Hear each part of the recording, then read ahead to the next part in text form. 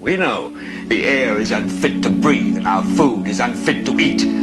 We sit watching our TVs while some local newscaster tells us that today we had 15 homicides and 63 violent crimes, as if that's the way it's supposed to be. We know things are bad, worse than bad. They're crazy. It's like everything everywhere is going crazy, so we don't go out anymore. We sit in the house, and slowly the world we're living in is getting smaller, and all we say is, please, at least leave us alone in our living rooms. Let me have my toaster and my TV and my steel-belted radios, and I won't say anything. Just leave us alone. Well, I'm not going to leave you alone. I want you to get mad.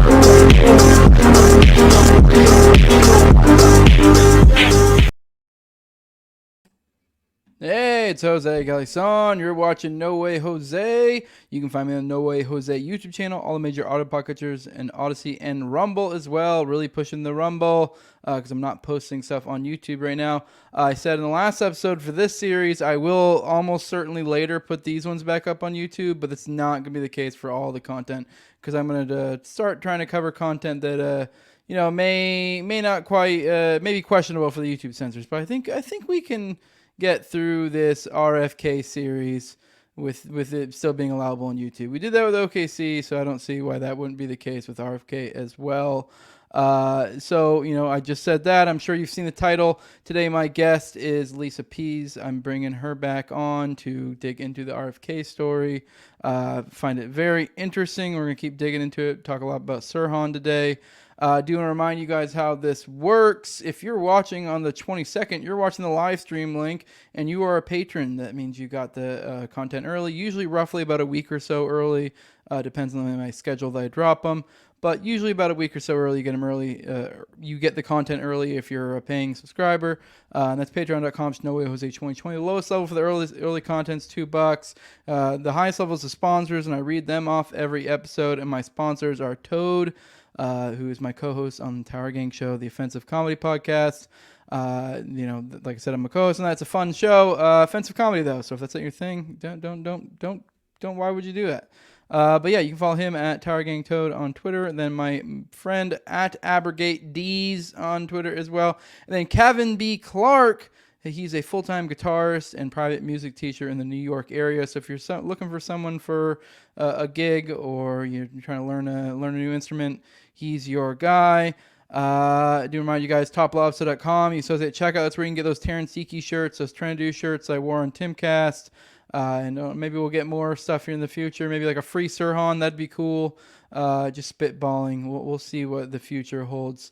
But yeah, use Jose at checkout, 10% off. That supports, helps get the message out, helps out the homie TopLobsta. With that, let's get Lisa in here. Hey, Lisa, how you doing? Hey, Jose. Good to see you again. It's good to see you too. I was looking forward to doing this again. As I've alluded to with you in the past, I've kind of made a little bit of a name for myself for covering the Oklahoma City bombing. Done a really big series on it. I did like around 15 hours on the topic, and the emotional hook for that story was, in my opinion, Terrence Seeky. That's kind of what I led with. That's actually what pulled me into the story. If you find out about this guy, someone, it was called the suicide. Clearly wasn't one of those type of stories. Guy in his early 30s, young kids. So it was just kind of, tugs at the heartstrings, and it did for me. And I found with this one, the more you dig into it, the more you get familiar with the story, Sirhan is that emotional hook. So I figured this episode we'd probably focus on a lot of, personal aspects on him. And then also what I feel is like the elephant in the room with the RFK story, because for him to have not have killed RFK, the only way really without getting, I mean, I guess you're already kind of sort of in by conventional standards in crazy territory already, but without getting into too crazy territory, it has to be something along the lines of hypnosis or something like that, something him not being in his right mind for it to make sense at all.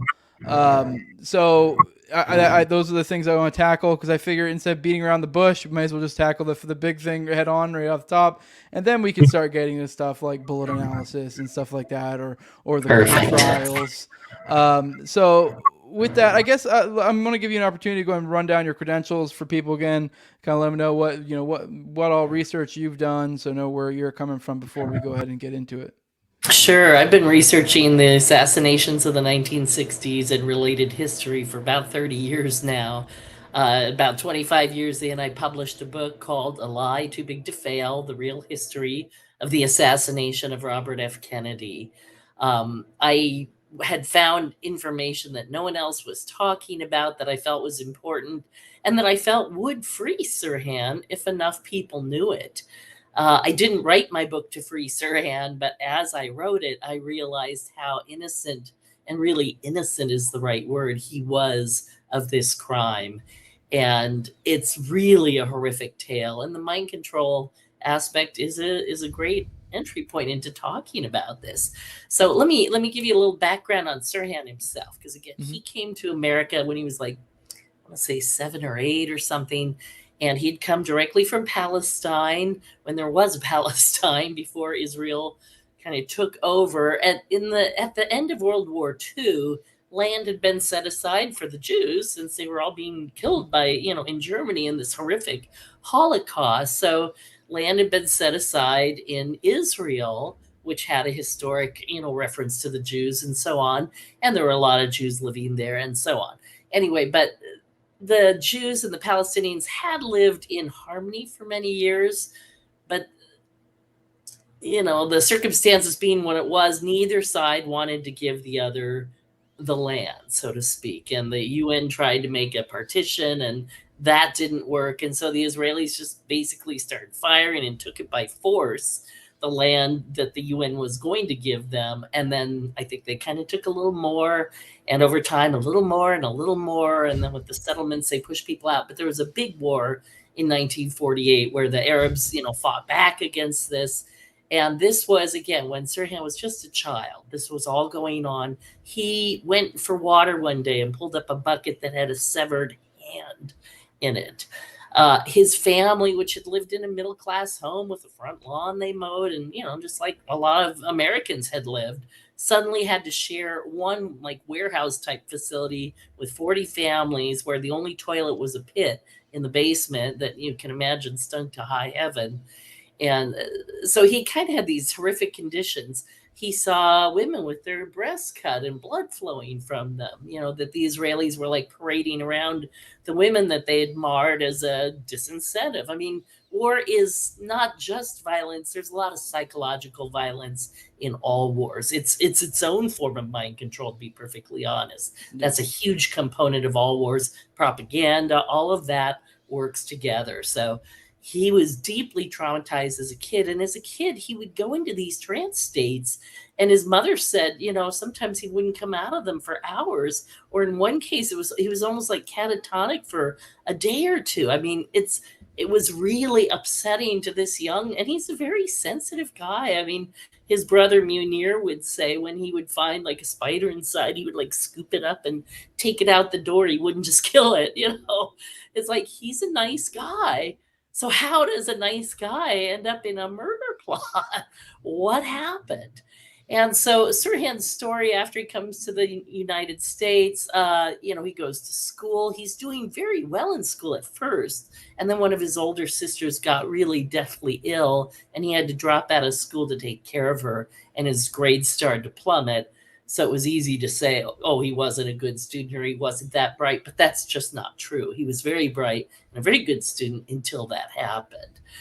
He tried to go to college, and he wanted to be a UN diplomat. That was his aspiration, and that's why he was studying German and Russian, which, by the way, would have made him a perfect target for spy agencies, because people who were bilingual or trilingual, and he already knew Arabic and English.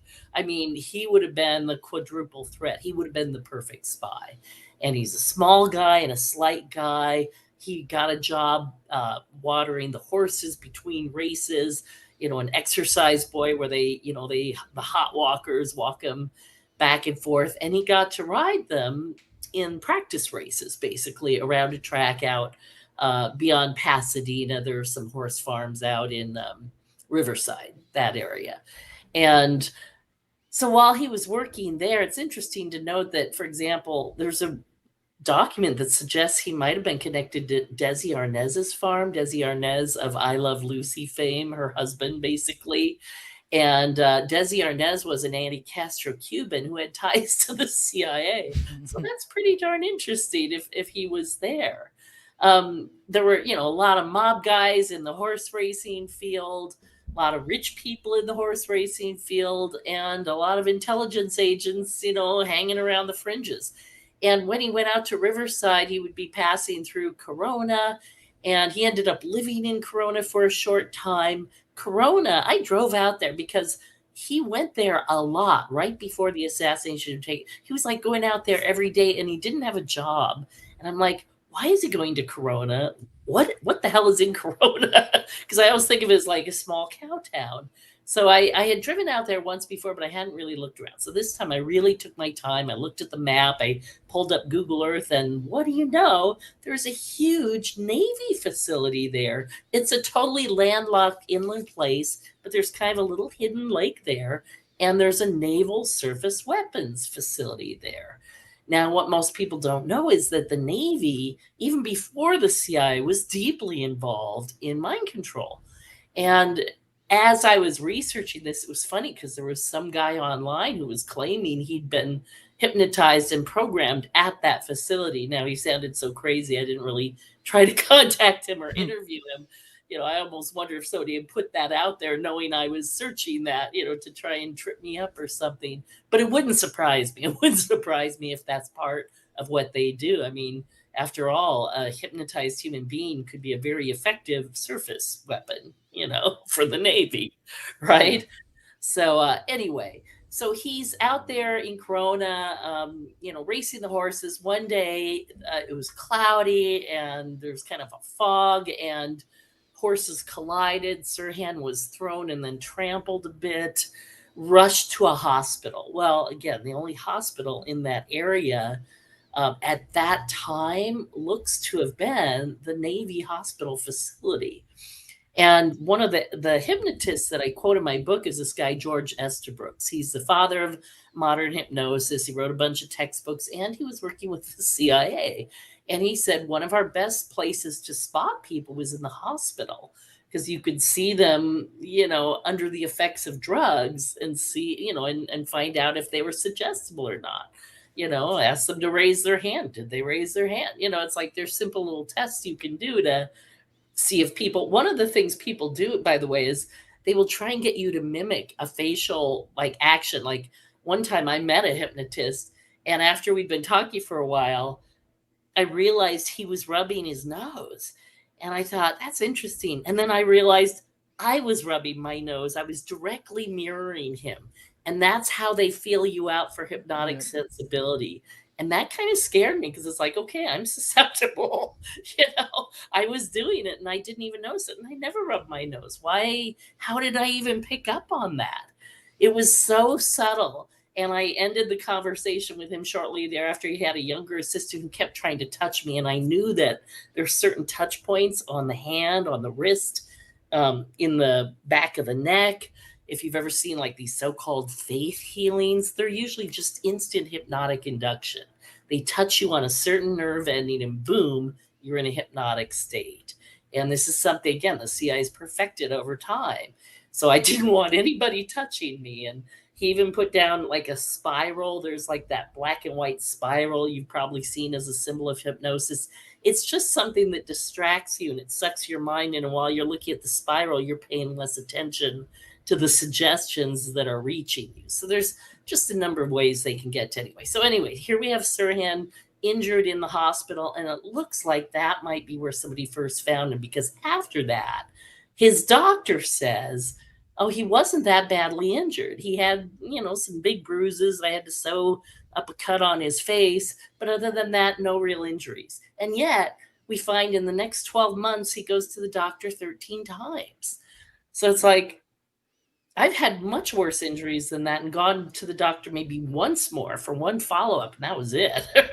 So that was a huge red flag to me. It's like, if you're programming somebody, you do need to see them often. Is it working? Can I give them some exercises? What do I need to do to to mold this guy? Because it's not just Sirhan. The CI's had a program for decades, finding people, hypnotizing them, and making them go do their dirty deeds around the world. It's much better to have a guy who doesn't know he's being used than somebody who might expose your hidden hand in a plot.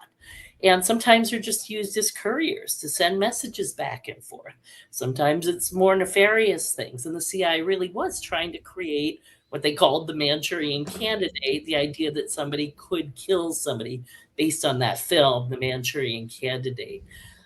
Which, by the way, if you see it, see the first version, because the second version is like a completely different story. But the first one is eerie, creepy, and exactly what it's like under hypnosis from people who've seen it and said that. And, hypnotists themselves say that's exactly what we expect it to kind of look like. They have this brilliant scene where these armed forces men are sitting on a stage, and the camera's like going around in a circle. And when it gets back to the men, they're all sitting at a garden party, clearly hypnotized. And the officials who are talking are now all like women at a garden party talking to them. And they're in this totally disassociated state. And during the garden party, one of them asks them to kill one of the other men, and the guy does. And then he has nightmares about this later, because little bits of the memory seep through. And sometimes that happens, and sometimes it really doesn't. Again, I've known people who are hypnotized and they were aware the whole time, and nothing nefarious happened. But I also knew a guy who was hypnotized and didn't know he'd been hypnotized until his girlfriend played back the film of the hypnotist like hitting him with a broom. It was like a Halloween show, and he was like poking him, and he's like a big guy, and he's like, if somebody got in my space like that, I would have decked him. He's like, I didn't know that was happening. He told me I would feel a light brushing on my arm, and in fact the guy was like thwacking him, and he didn't feel it. So it's incredible how powerful hypnosis is. And I encourage people not to do it. Don't even do these stage shows. I read a story about a guy who had been programmed at one of these stage shows. And he was, on stage. They told him, imagine there's a little dog nipping at your heel. Oh, get away from the dog. Well, the hypnotist never removed that suggestion properly. And for the rest of his life, he had this feeling a dog was nipping his heel his whole life. Can you imagine? I mean, that would drive me nuts. So don't put yourself in that situation. And speaking of stage shows, I do want to get to, in December of 1923, there was a policeman on a stage. This was in a show in Yugoslavia. And the hypnotist handed him a block of wood and asked him to shoot the audience. He thought that'd be fun. So the policeman tried to shoot the audience with the wooden block. And of course, nothing happened because it was a wooden block. So then the policeman, trying to follow the suggestion, pulled out his real gun and literally fired into the audience. He killed 3 people and wounded 2 others. And of course, they were all hauled off, immediately to the police. And it took hours for this guy to lose that hypnotic suggestion and for the hypnotist to kind of deprogram him. So it's like, is the policeman guilty or not? In a normal state, there's no way he would have shot up those police. He was their sworn protector. But under the hypnotist's order, boom, he just followed instructions. And whoa, in a similar way, sadly, I think how do I say, the Nazi hierarchy. Obviously, the higher ups, they're all guilty, but the lower people, I know a lot of them said they were just following orders, and I agree. I don't think that's a good excuse, but there was a lot of hypno programming there too. Yeah. And so I do have a little bit of sympathy. I watched some of the propaganda from Nazi Germany, and on TV, they would just liken Jews to rats. And what do you do with rats? You exterminate them. They're terrible. They're pests. They're dirty. They bring disease into your home. So if you get people to associate a certain person with a rat, they're going to do to them what they do to rats. And that's how propaganda becomes a form of mind control. And so if you feel like you're starting to hate a group of people, check yourself because you're being programmed. None of us normally hate people. I mean, if you watch kids play, kids don't hate each other. They're very accepting. They're, for the most part, obviously there's always the child psychopath in the mix, but generally it's like hate is a learned behavior. So, anyway, Which is where a lot of trauma manipulation comes in, and that's a common thing when you're looking at like MK Ultra. I believe we talked a little bit about this last episode. And I've talked about this many times. One of the main things they were noted to talk about was manipulating trauma, and I did find it interesting you brought up that it sounds like Sirhan had a kind of quite a traumatic upbringing. So, and so if they are grooming him associated easily, yes. And so they have a hypnotic scale, 1 to 5, and at the highest level you can't be hypnotized, but at the lowest level, and I'm going to quote Alan Dulles on this, he said the brain at that lowest level, level 5, the brain becomes a phonograph playing a disc put on its spindle by an outside genius over which it has no control. That's really sinister. Dissociative was a good word that you threw in there, and that kind of made it click for me. Because in my head, I was thinking for the past couple of days, like the difference between, because a lot of MK Ultra is about manipulating trauma. It is very common that it like is associated with like torture or just even psychological trauma, like just playing with people. Like I know if anyone looks into was it Kaczynski? I think Kaczynski. They did MK Ultra trials on him, and I believe there was like some weird. One of the things he did was weird stuff. Would be like, tell us the worst things about you, and then they would use that to chip away at your ego, and like I don't know. I'm kind of talking my butt a little bit about that, but it was like stuff like that where they would try to induce trauma or create doubt in yourself. But the thing is, I know the common thing with hypnosis is it's almost like it's trying to get you to disrupt your reality. So that's why, like when you say like a touch, it's typically on sensitive areas like the inner wrist, the neck, maybe like the stomach, stuff that like normal people points. Which are spots that are already going to be like heightened senses, of touch, essentially, more so than normal, and it place where people don't usually touch you. So if I came up to you and was talking to you and then just kind of casually brushed your neck, and I had a complete body language like nothing was weird about that, throws off people's reality, because that is not something that corresponds with a normal action. So it just kind of throws you off kilter, and it puts them in a spot where they can kind of start to shift your reality. And I think the suggestibility.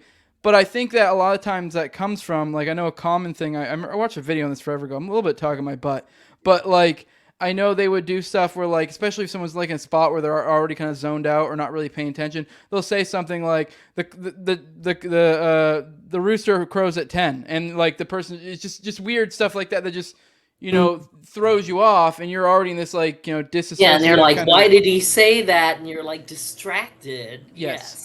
And so then they can the next suggestion. Yes. And it's almost like the dissociative makes sense, because I do think it has something to do with like almost that like autonomic mode of thinking we go into. Sometimes, say when you're like driving or zoned out, and then when someone taps into that and then throws you off, it makes you still feel like you're kind of in a different place of awareness, as opposed to your normal critically thinking one, because you're still disrupted, switching from one mode to the other. So the reason I bring that up, because you mentioned dissociative, and that's common with people with high levels of trauma. I guess that might somehow tie into it. If you can induce a dissociative that's somehow similar to kind of throwing their reality off and trying to manipulate that's people what that Estabrooks did. He literally, he bragged that he could split a personality in half and program them separately so that like A thinks he's a communist and acts like a communist, B is the loyal American, but B is aware of A is not aware of B, and then gets sent to a foreign country and acts like a communist and meets with other communists, but comes back and reports as personality B. I mean, it's incredible. Like, you think of the case of Sybil with 8 personalities, it's like that almost had to be programmed. I mean, the chances of that happening spontaneously is pretty extreme, right? We need to look back at a lot of the history of weird behavior and re-examine that. I honestly think most of these mass murders have been some form of mind control. It's so easy to go in automatic mode. I heard something really scary kind of the other day. It was a woman talking, it was like a TED talk, and she was saying like we only use our brain actively about 10% of the time. Like 90% of the time we are all on autopilot, because it's a survival mechanism. The more you use your brain, the more the body has to work to feed the brain and get at the nutrients. And so the brain is constantly trying to shut down and relax and go into automatic mode. And so that would explain why 80% of the population is fairly hypnotizable. So yeah, and with Sirhan, like I said, he was way at the extreme end of you could pretty much program it to do anything you want. In fact, this was discovered by a bartender in Altadena. Who Sirhan had gone in to visit his brother, played in bars on his, what is that thing called, sitar or whatever, and Sirhan would go in. Sirhan wasn't really a drinker, so he usually didn't drink, or he'd have a Coke or something. But the bartender figured out how to hypnotize him and would make him do tricks for the other patrons. And Sirhan probably didn't even know this. I think to this day he doesn't know that. I'm not even sure I put that in my book. But it's just one of those weird things. It's like anybody could have programmed him because he was so pliable. Now, of course, I think the cover story and the way this all came out, the high level of disinformation, the evidence switching, the way all the judges and the defense team were paid off after Sirhan was convicted, bespeaks a much bigger intelligence operation. This isn't some bartender, arranging a hit on the side. I'm not trying to say that at all. I'm just saying he was that manipulatable. So anyway, so Sirhan goes through like this last year before the assassination, with these weird doctor visits that don't seem to make sense. His family feels he's growing more and more distant. He's getting angry, and he never used to be an angry person. His personality is literally changing before their eyes. He's getting very short-tempered. And that's a sign of some form of conditioning, because it was so not normal for him. Now, on the one hand, there is one explanation, because, of course, he really wanted to be a jockey since he was having trouble with all these other jobs and stuff. And then he couldn't even be a jockey after his accident. It's like he was too big. He was literally too big to be a jockey and didn't want to just be an exercise boy for the rest of his life. So, he was trying to find who he was, what he did. And I am certain there were some people in his circle that were manipulating him. I think one of them might have been his Bible study teacher. A guy used to come to his house and take him through the Bible. And he went to Wisconsin, and there's a weird mind control connection in Wisconsin. And again, I didn't really have the time to go into depth in it in my book, but there's a woman there who was programming a lookalike of Sirhan, who was actually sent to the Philippines to kill Marcos. And this is a trick. The CIA does this. They will have somebody deported under a false identity as a way of getting them into the country. And then it's up to that person to like break out of jail and escape and do their mission. Now, in the case of the guy sent to the Philippines, his name was Castillo. I'm blanking on the rest of his name. We'll just call him Castillo. He did not get out of jail because they were on to him early on. And it turned out the brother of the intelligence service, or the head of the intelligence service there, had a brother who was a hypnotist. And he recognized right away, this guy's been hypnotized. And he had a weird little code stuck inside his watch, like, just random letters and numbers. And so the hypnotist started reading these off in different combinations and found that with one particular combination, the guy would like pull out a gun as if he was supposed to kill himself if that sequence was read. He also found common words like sand or flowers would send him into hypnotic states. And whenever he saw a picture of Marcos, he would follow it around with his hand pointing like a gun, trying to kill him.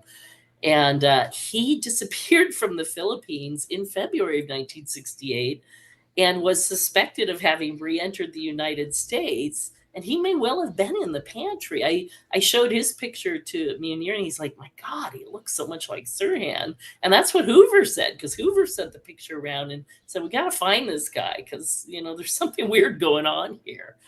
So it's not, again, it's not just one person. This is a program. It's a big program. The CIA was trying all kinds of mind control tricks, and often mixed with drugs. And there is some indication that Sirhan may have had a drug that night.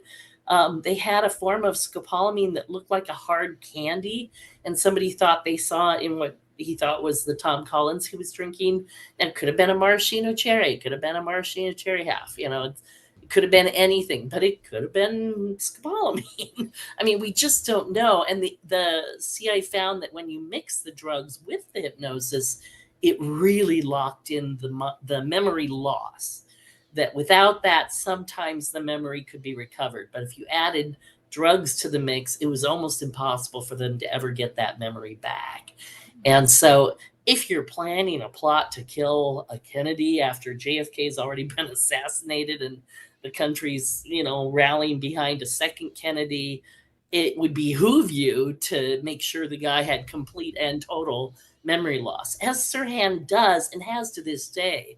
Now, again, under hypnosis, he can remember certain things, but as soon as he's out of hypnosis, he has no memory of that.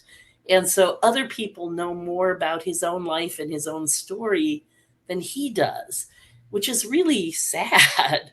And I'm not allowed to send him my book. Only a publisher can send books to prison, evidently, in California, for fear that somebody will slip a tool into the book spine or whatever, or paste something into the book cover. I don't know why. They even rip off the covers of the books before they give it to them. But my publisher had sent Sirhan a copy of my book, and he started reading. And he's like, "Oh my God, Lisa, I didn't know any of this stuff." He's telling me through his brother Munir, because I haven't talked to him directly yet, although it appears I might actually in the near future. But in any case, he was the victim of like a stabbing incident where somebody like tried to slit his throat and got a pretty good cut in. Didn't kill him though. But in that incident, he was like moved into a different area for a while in the hospital and kept under strict supervision. And somebody stole his book. So it's like, I want the publisher to send him another copy of my book because, like I said, none of us can send him a book, or I would just do it myself. So it's so frustrating that he doesn't even know the facts of this case. So when he's up for parole, he has to say whatever the lawyers tell him because he doesn't know the law. He doesn't know what's going to work or what isn't. And he does feel, whatever part he played, he's sad about it. He's sorry for it. He didn't want the Kennedys killed. In fact, under hypnosis, or actually it was in the trial, not even under hypnosis. At one point, they brought up the first sighting of Robert Kennedy that he had earlier that night. And he's like, "I thought he looked like a saint." It's like, and he's asking his lawyers, "Why would I kill him?" He's like, why would I do this? Why would I do that? Why would I bring a gun to the hotel? None of it makes sense even to him. And that's heartbreaking to me. Yeah, no, it is awful. We've talked about the hypnosis and all the doctor's appointments, which ironically you mentioned how like you think a lot of these other murders and stuff, that is a common through line, which I mean, Really? you mentioned, I'm assuming you've read Wendy's book, or you're going to. I haven't yet. I'm going to, but I haven't read it yet. Did that happen with like McVeigh Well, or something? in that book, probably, I don't know if it's the first chapter or second, but one of the very first chapters, she goes through kind of a long line of different like lone wolf shooters throughout, roughly within probably maybe like the past 50 years or so, and just kind of went through their stories, like say the person who shot John Lennon, Obviously, like with Right. Sirhan. Sirhan was Very brought up in there similar. as well, and just kind of goes into some of the similar patterns between all of them. And a lot of them have a lot of them come from backgrounds of being, either from war-torn areas or themselves being prior military. There's a lot of common themes along a lot of these ones, and it's Mhm. not all that uncommon too that there was some weird doctor visits or of something along those lines. So, Yeah. Have you yeah, ever heard about Candy Jones? She was a famous actress from like the 40s or whatever, but her husband was Long John Nebel, doing a radio host in New York at the time, and he was seeing this weird behavior come out of his wife, and it turned out she had a different alter personality inside her that would come out. I think her name was Arlene or whatever, and slowly he uncovered that she had been a hypnotic courier in World War II. And, Arlene was like this cynical, horrible, nasty person. And his wife was like this sweet baby doll type character. And he's like, what's going on here? And she used to go to a doctor like every month for vitamin injections, which were probably not vitamin injections. And yeah, if you know somebody who's like going to the doctor every month for a shot, I would really question that and go with them yeah, and see what's really going on.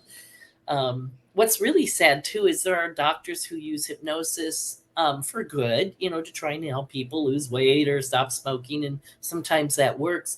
And then there are others who use hypnosis without your knowing it. In fact, there was a pharmacist, I quote this in my book, a pharmacist who, when women would come to pick up medicine, would hypnotize them and have sex with them.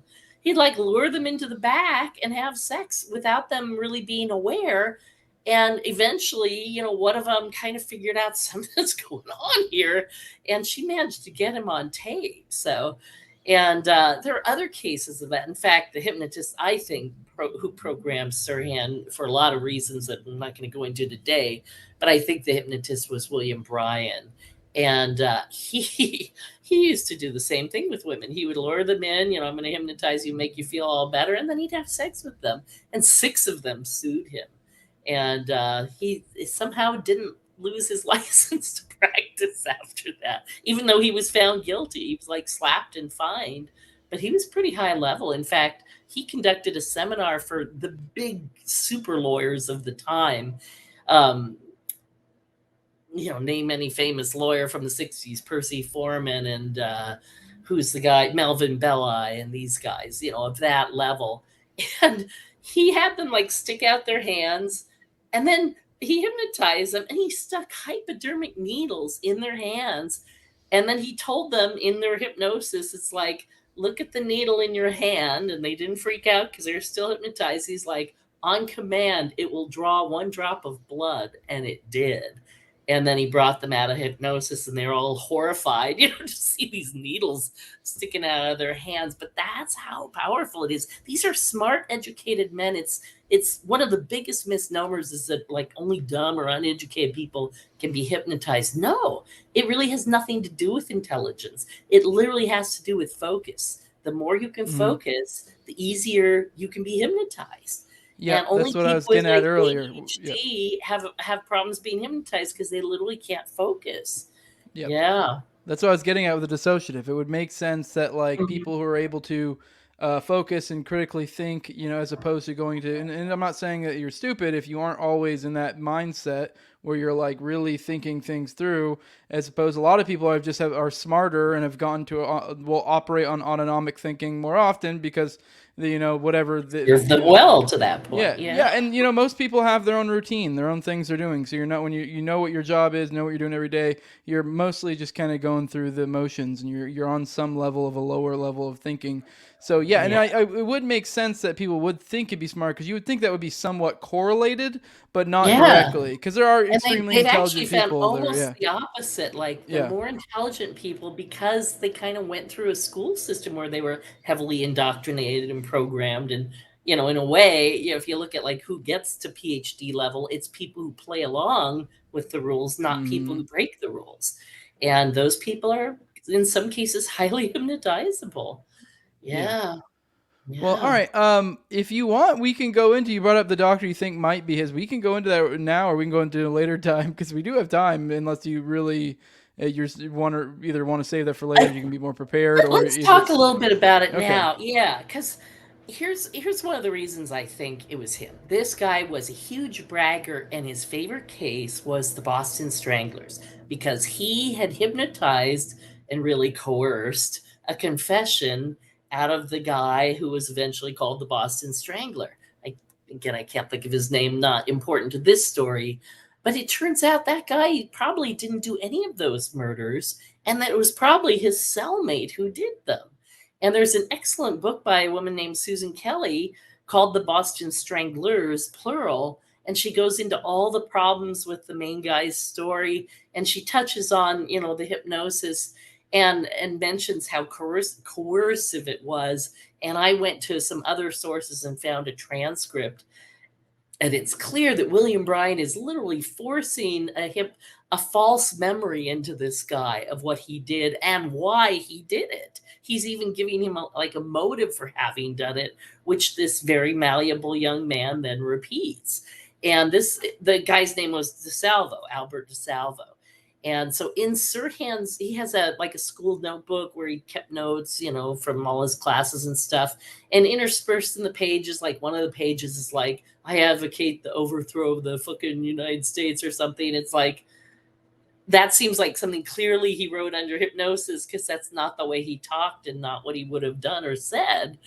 And another thing he's quoting is like, workers, throw off your chains. You have nothing to lose. It's like they're trying to make him look like some sort of a communist. Yep. But in there, interspersed throughout the pages, is DeSalvo, DeSalvo, DeSalvo, written over and over. And the reason I find that suspicious, because it was in the news at the time, but it's suspicious to me because when he was arrested, he was talking politics with the policemen. I mean, they were all freaked out because they're used to working with real criminals. And this guy was like discussing the philosophy of justice and very calm. I mean, so calm it was unnerving to the policemen. But he asked, like, that Boston Strangler guy, who was that anyway? So it's like, here's a name he had written over and over, and yet in that state, he didn't know who it was. And it would make sense for Bryan to brag about DeSalvo when Sirhan was under hypnosis, but when he was only under post-hypnotic suggestion, he would have no memory of anything that occurred, and he couldn't connect DeSalvo to anything because Bryan told him not to. And like I said, Bryan was just this huge braggart. There was a woman, Betsy Wolf, I'm forgetting her last name, but she was helping Bill Turner when he was working on a book about the Robert Kennedy assassination. Bill Turner being a former FBI guy who left the FBI because he didn't trust that Hoover was doing the right thing and wanted to get out. And he talked to her, and she had gone to meet with Bryan a few times. And when she started talking about Sirhan, he got uncharacteristically angry and started yelling, I didn't have anything to do with that case, and I didn't hypnotize him, and why are you talking to me about him, and that's over and done. And she's like, I just asked. It's like, why is he having this total eruption? It's like, people who are guilty tend to do things like that, right? They overreact. How dare you accuse me of that crime that I just committed? So that was interesting. And one time she was there, and the Bremer shooting went down, where Bremer shot George Wallace, who was running against Nixon in 1968. Was it 68 or 72? 68. And because he was on the ticket. And it turns out that one of the people in Sirhan's circle was friends with Arthur Bremer's sister. And they were attached to the stable that Sirhan had been working at. So it's like these circles of kind of these intelligence connections that tied into Bryan, who gets a call right after Bremer's shot and suddenly has to fly to Maryland where the event happened. And she's putting this together. And it's like, this guy is like connected. And he had even gone to like the trial of Clay Shaw, when Garrison he was a friend of, a lot of DAs around the country. And so he went and sat in. He taught them how to hypnotize juries to get their desired convictions. Isn't that terrible? I think that's terrible. He's not a good guy. And so at the end of his life, like 1975, he's in Las Vegas having sex with 2 prostitutes, and he's bragging to them that he hypnotized Sirhan. Now, neither of them knew much about the case, and they assumed he meant after he was arrested. But Brian had no access to him after he was arrested. So if he really hypnotized him, it had to be before he was arrested. And I looked up in the paper, Brian had invented this machine that would hypnotize you like remotely. It's like you'd put on these tapes and listen to them, and he could hypnotize like 3 people at once. I mean, this is Brian for you. It's like all about the power, man. If I can get 3 of them at once, how much better is that? I mean, creepy people. And he's not the only one. In fact, I gave a talk in Memphis in April of this year. It was a conference about the Martin Luther King assassination and the other assassinations. And I started looking at all these famous cases and their hypnotists. For example, the same hypnotist that Sirhan had for his defense, Bernard Diamond, shows up in the Lennon case, hypnotizing Mark Chapman. It's like, is that the weirdest coincidence in the world? He's in Berkeley. Why is he flying to New York? There are plenty of experienced hypnotists in New York. It's like they have their little team of people. And these people that show up, so Brian had done the Boston Strangler, seemed to be involved in the Sirhan case. Brian was friends with Melvin Belli, who is working on Jack Ruby's case when he brings in Jolly West. Jolly West has ties to the Oklahoma City bombing.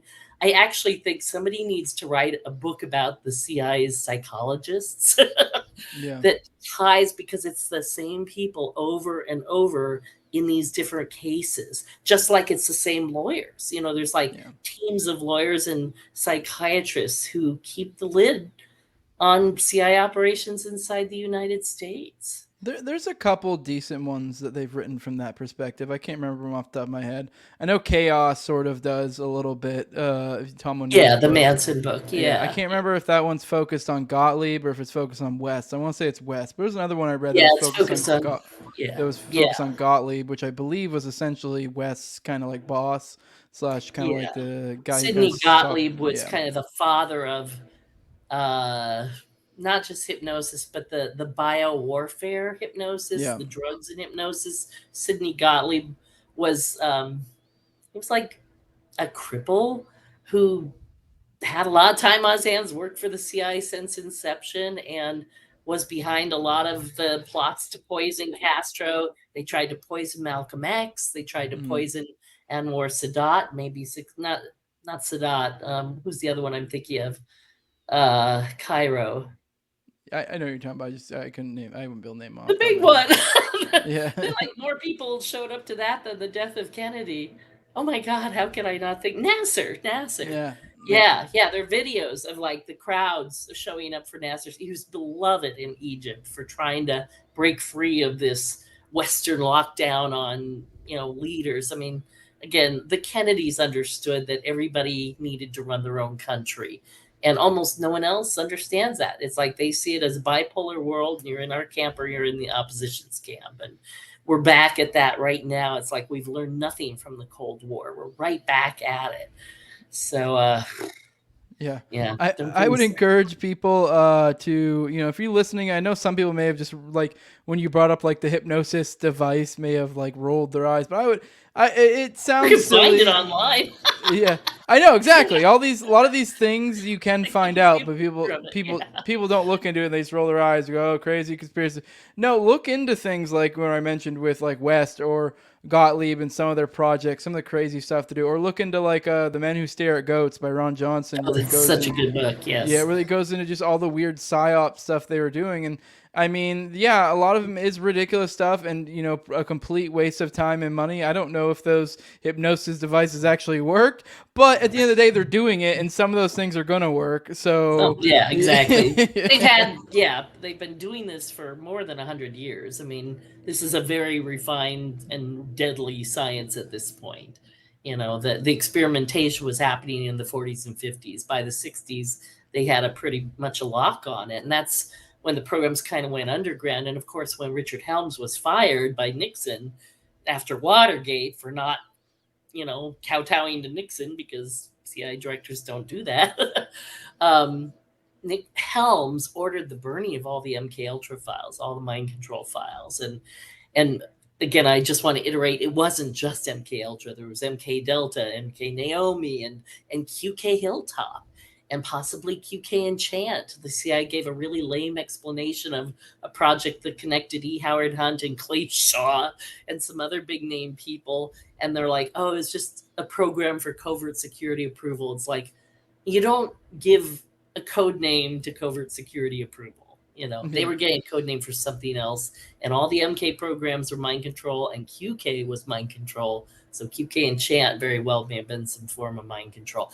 And I also just want to emphasize before we end, mind control isn't just the hypnosis stuff. It's the everyday advertising.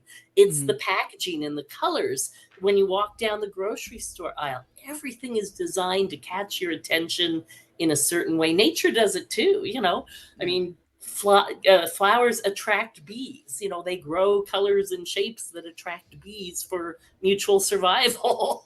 Yeah, I also think in a certain sense, when I say MK Ultra, I guess depends on what I'm talking about. A lot of times I'm just being vaguely meaning, psyops that are being, psyops that are being perpetrated. And I think one a lot of people don't think of in the grand picture of it is the level of infiltration. And I bring this up to bring up, if you pay attention to a lot of these different stories, here we have, it sounds like you had, keep in mind the era here is like the late 60s, early 70s. And, we're talking about this guy going to these horse races. So that would be a big horse race. This thing would be a hotbed for mafia activity. So it makes sense they would have infiltrated that. I mean, when you look at the Manson stuff and, the connections there, they were the anti-war infiltrating. activists, the peace movement.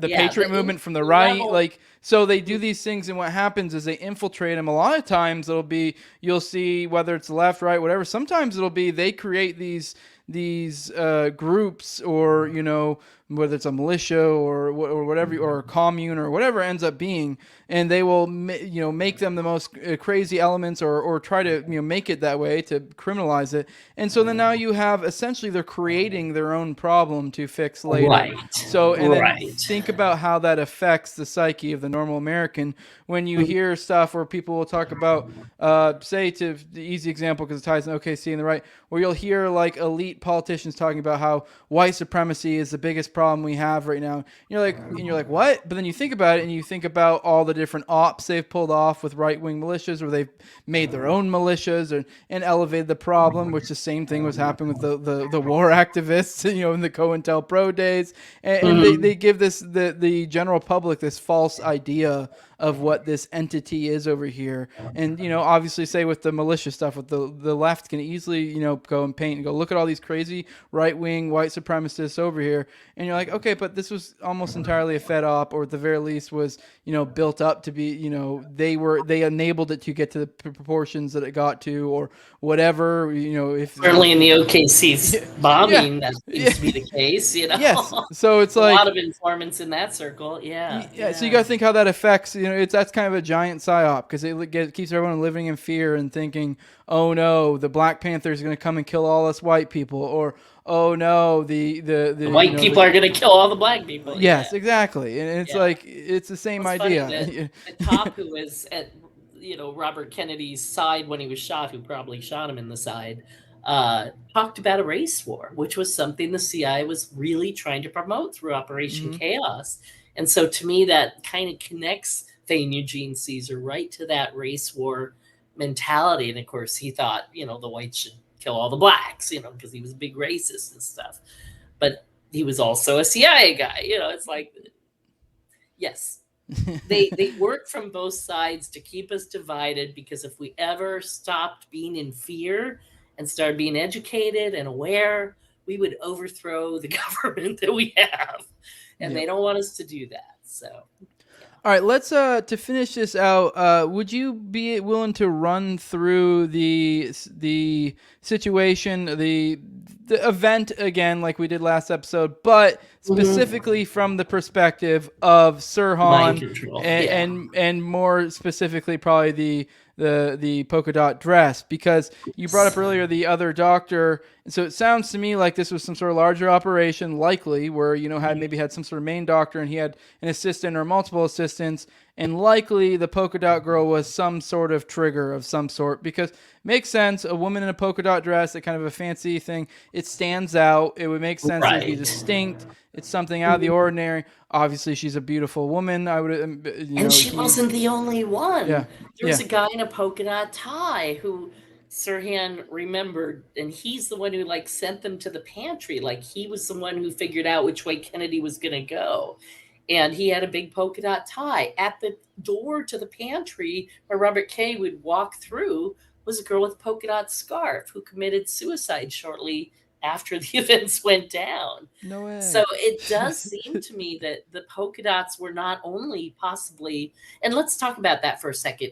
For people who never saw the film The Manchurian Candidate, this is a common hypnosis technique. It's a two-step process. One item is the trigger to kind of put you in a alert state for the actual command that you're going to fulfill. And a hypnotist named Darren Brown, or in the movie, let's go back to the movie for a second. The woman who was the trigger would wear a queen of diamonds. Whenever he saw in a deck of cards the queen of diamonds, that was his first unlock. That was the first key. And then whatever he heard next, he would do. And so there's a great scene where at one point somebody calls him and says, "Why don't you pass the time by playing a game of solitaire?" knowing he would get to the Queen of Hearts. But before the person got there to give him the command, somebody in the bar said, "Why don't you go jump in a lake?" And it was right when he saw the Queen of Hearts, the Queen of Diamonds. And so he gets up and he goes and jumps in a lake and then wonders why he's there and what did he do and why. And that is how I think the polka dot dress was. I think the polka dots were that first key. It wasn't the kill command or anything, but it was the first key to put him in that state. And also, I think it was a way for the other conspirators to identify each other, to know who they could or couldn't talk to. Because if they were wearing polka dots, it's interesting how many pictures are left that have no people in polka dots anywhere in the hotel, given that there were a few. And so that also helps the conspirators after the fact. So anyway, I think that was the purpose. So Sirhan is wandering around the hotel. He meets this girl in the polka dot dress. She seems very sexy and available to him. And so he follows her around and he's seen with her like for 3 hours that night. People start seeing him at 9 o'clock with the girl all the way up to midnight. So she was kind of keeping an eye on him, never very far from him. Which, real quick, I want to point out what a strong mental hold that is. If you think about a young man, and if you have a woman who is, in a position where she's not, it's not like you're going to a hypnotist show. You just happen to meet a beautiful woman you're currently probably interested in, who also is at the same time messing with your head. Like your Play-Doh in her hands. Really, if she was skilled enough, she probably don't even really need all the possible grooming and stuff like that. Exactly.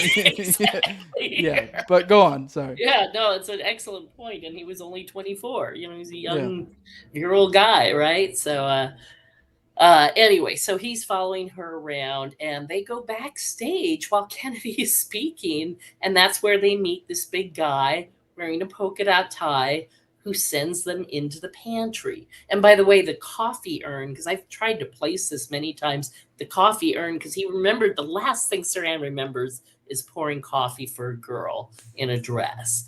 And that's the last actual memory he has before hypnosis. And that coffee urn was in that backstage area.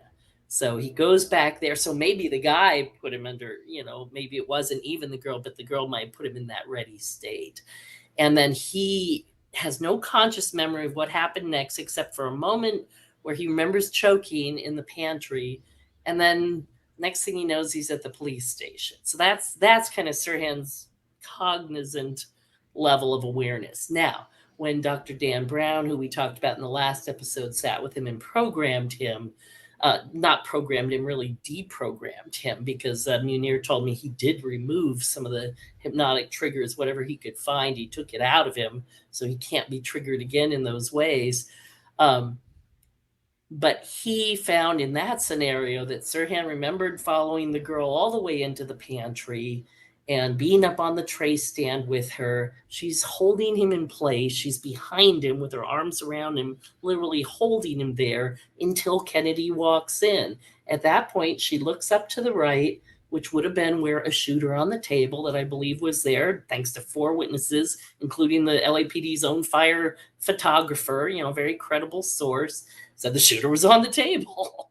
Anyway, she makes sure he's in place, and then she moves Sirhan into position, and she pinches him somewhere on his back. I don't know the exact spot, but again, probably one of those little nerve points that hypnotists use, and boom, he thought he was back at the firing range firing at targets. So when he pulled out his gun and he fired, he was not firing at Robert Kennedy in his mind.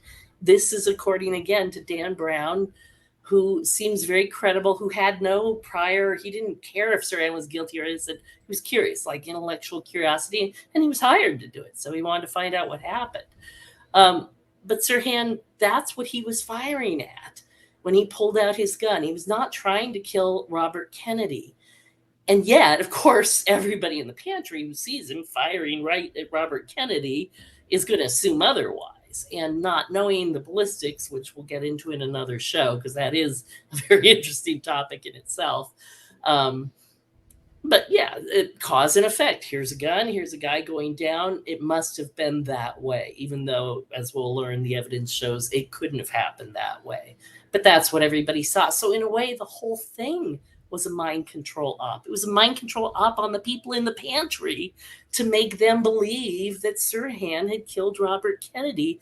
And sadly, it worked. It worked so well that most of the Kennedy family to this day believes Sirhan killed Robert Kennedy, and that there's no question that anybody that questions it is a crazy conspiracy theorist, because the media reinforces that programming. And we talked about trauma and how powerful that is.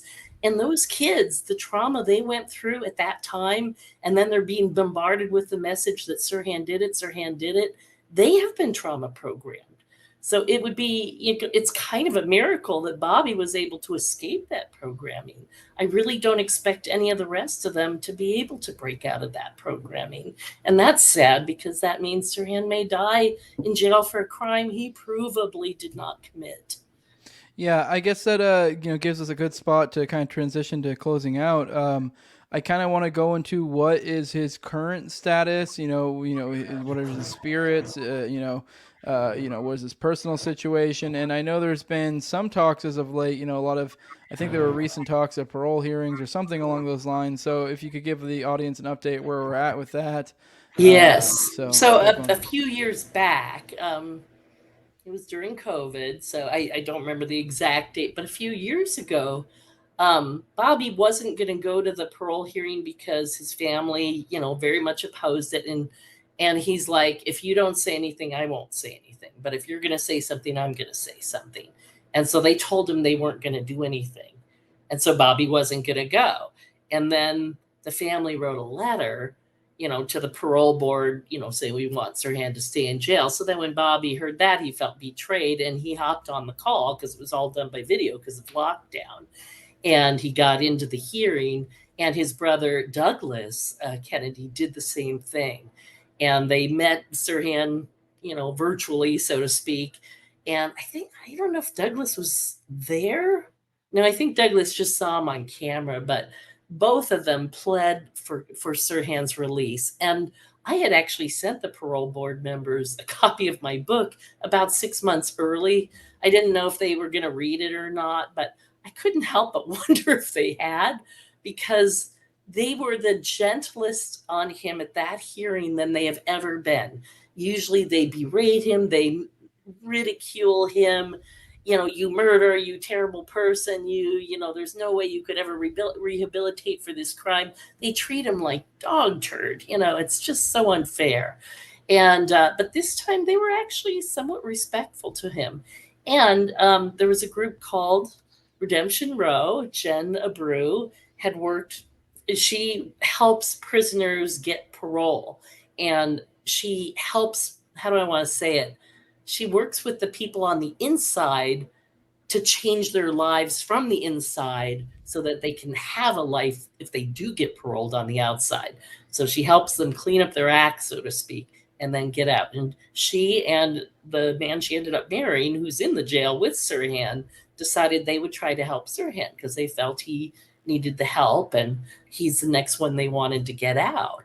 And so all the pieces were in place, and Sirhan was granted parole. It was this huge story for about 5 minutes until, of course, the governor of California, who is now the last governor in the entire 50 states to still have veto power over his own hand appointed parole board, he stuck his hand and he said, no, we're not going to let Sirhan out.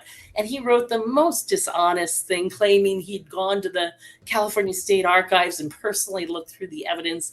And I just, every part of me is going, liar. Yeah, You no, know, you and didn't. I'm a Democrat and I can't stand Newsom because I just think he's phony as hell. And anyway, I don't want to get political because that's not the point, you know. Well, I But agree with you. I'm very passionate on this Yeah, subject. it's funny. Like I think I can tell. I think I have a good idea of where both our politics are. Just assumptions, and I think we probably would have some vehement disagreements on some things. But it's like I see. I think the type of our politics are the ones where we do unite on the things that matter, like war. And stuff. So we probably might have some different disagreements when it comes to policy, especially particularly economic. But Yeah, yeah. when it comes to war and the Fed, if you want to say Mhm. screw them, I'm like, all right, yeah, hell yeah, like, I'm with you. So, Yeah, yeah. yeah. So So anyway, that was go the ahead. earlier parole hearing. Then there was one much more recently. I think it was in March of this year, and evidently this time Kerry Kennedy, who's been very vehemently opposed to Sirhan's release, showed up in person, as did Chris Kennedy, and raked him over the coals. It's actually illegal for them to berate the possible parolee. And the parole board just sat back, and Sirhan's lawyer was just like, they're breaking every law in the book, and no one is calling them on it. And I can object, but if they don't want to enforce the law, there's nothing she could do. So it was really a hate fest against Sirhan. So he predictably did not get paroled this time. But hope springs eternal. And honestly, this is one of the reasons I want people to read my book. I'm not making a lot of money off this book. I mean, if you knew, like, if you put the years that I've spent on this versus the money I've made, no one in their right mind would take all that Yeah. time to write a book. But I want to get the truth out because it's not just about Sirhan. It's also about how the police routinely frame people to the point where it's just standard procedure, where it's easy to frame people and it's easy to get the rest of the prosecutors to go along. It's like this little club that they all belong to. I mean, literally, they all go out and have drinks afterwards. And it's justice. We need more justice and less of that in this country. And I think my book can empower people to know more and protect themselves from that. Oh, absolutely. I agree. I think these, a lot of people would say these old things like, why do these matter? I think these matter because, partially because it's old, I think you can get someone to jump onto it a little bit more, like these older stories. Mm. It sounds a little bit less crazy when you're like, let me tell you about this crazy stuff from, 95 or from the 70s. People have this like, modern day like normalcy bias where it's like, if it's today, it's harder to believe. But, 50 years Right. ago, oh, that was a different time. But once you can get people to start understanding these mechanisms and realizing that, that It's some of the still things that, happening. yeah, some of the things that were happening from, the RFK assassination or, like the Manson stuff or just MK Ultra, that stuff flows into other things like decades later, like OKC and other stuff. And then why wouldn't it do the same thing to modern day? Like if you start understanding Yeah. these things, you start. It's like almost like a Rosetta Stone, where it allows you to kind of like the We Live glasses from that movie, type thing. So, and I think That's that's the perfect analogy, the yeah, Rosetta Stone, because that's what I feel. It's like if you know any one of these cases in depth, you'll learn them all because it's all the same language, the same yeah. techniques, the same tricks. It's I say that in the intro to my book. It's like, once you understand how the magic trick works, you can never be Yeah. fooled again. And that's the Yep. point. That's why we study this. It's pattern recognition. It really is what it is. Exactly. That's like, I know it sounds silly. It makes you sound schizophrenic where you're like, well, if you look at it, all these 20 different, lone wolf shooters, we see these common indicators, and you're like, whoa, you're looking for patterns. And like, well, yes. That's Yeah. we You are can't noticing help but patterns. find them. Yeah. I mean, at some point you're like, well, maybe there's something there. I'm not saying that's the case, but it raises an eyebrow at least. And I like these We're all tapes. Yeah. so programmed by the media. I mean, Yep. again, we are all victims of mind control. It's just some of us have escaped it a little more than others, and that's why it's so hard for some people. It's also, have you ever heard about the Ash experiment? Where Can't. people were shown Okay. like lines of different lengths, and one person was the experimentee subject. He thought everybody was part of the experiment, but only one person was part of the experiment. And they asked people to say, which line is the same length as these other 6 lines? Is it line A or B or C? And at first everybody's answering correctly, and then all but the subject start answering wrong. And the subject, 30% of the time, would go along with the others, even knowing they must be wrong. But the herd instinct is that strong. And I think it's the same thing with conspiracies. There are some people, when they hear the media tell them all the time, no one believes this stuff, they don't want to be an outlier. What they don't understand is they're not the outlier. The conspiracy people are the majority in this country and have always been. And Yeah. it's only the media that refuses to see these conspiracies for what they are and to deal with them, which is why the media has lost so much credibility. I mean, when I was growing up, everybody believed what we saw on TV. It had to be true. All 3 stations are saying it. Yeah. There were only 3 stations. So it was easy to control us then.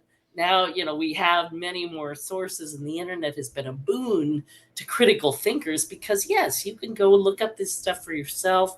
I didn't know what to believe when I started. I heard things, I even read a book, but it all felt so foreign to me. But when I got my hands on the actual LAPD files, it's undeniable what happened. It's right there in their own files, and no one has reported it. And that just, frustrates me to no end, as you can Yeah. imagine.